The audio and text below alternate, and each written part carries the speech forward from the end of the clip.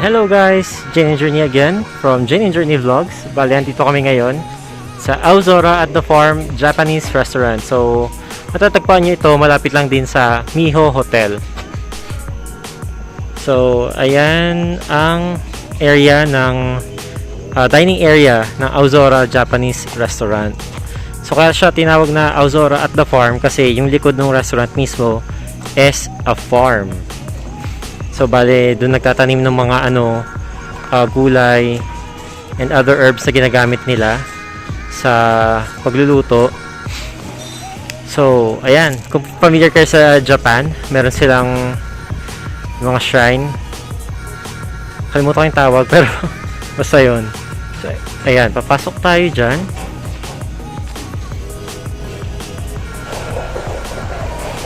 Papakita ko sa inyo yung farm na sinasabi. At kung bakit siya tinawag na Aozora at the Farm. Yan, diba? Meron siyang maliit na farm for, I think, pang lettuce to eh. Tapos meron pa dun sa ibang area. At ito naman yung loob.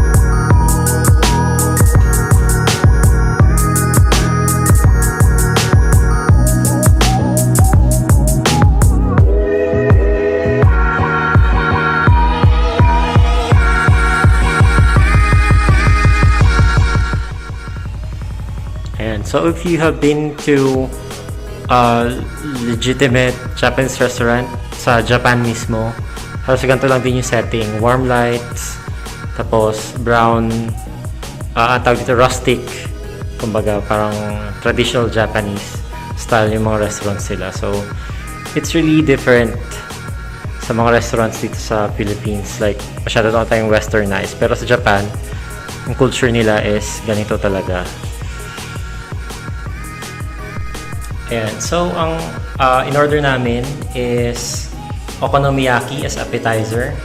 Then, for the main course, that's Wagyu Steak at Aozora fried rice. At saka yung Mixed Sushi. Yun yung mga in-order natin for our dinner tonight. I think naman matutuwa talaga tayo dito sa, sa mga kakainin natin tonight. Kasi, syempre, Japanese. And what do you expect with Japanese dishes, diba? Lagi namang masarap. So, ayan. Pakita lang namin sa inyo mamaya.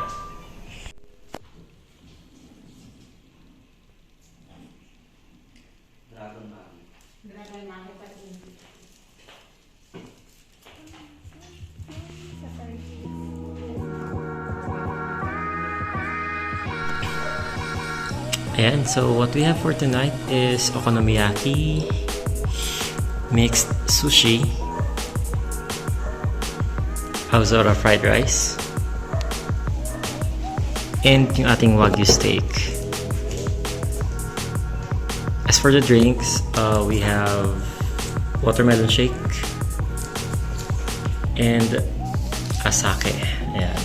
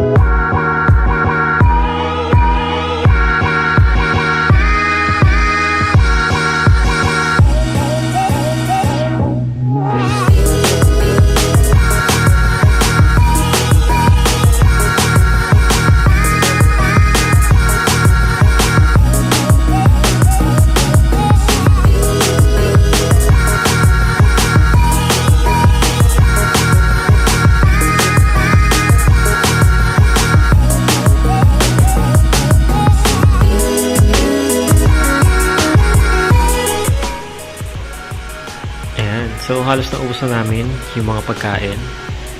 Grabe, ang dami ko nakaing sushi. And yung Wagyu Steak, super sarap, promise. Andun yung tenderness, yung creaminess ng beef. Kaya alam mo ano siya, legit Wagyu Steak, ang sarap. Tapos may tira pa kaming konting rice, hindi ko na kasi talaga kaya. And yung okonomiyaki namin, hindi na namin naisama ang kasi pina-take out na namin.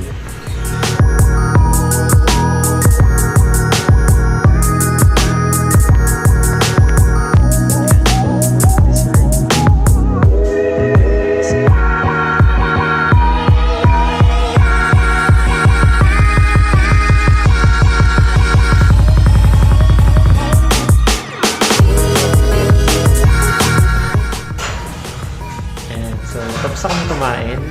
Grabe. Busog na busog. Super busog talaga. And thank you, Aozora Japanese restaurant, for having us tonight. And thank you so much.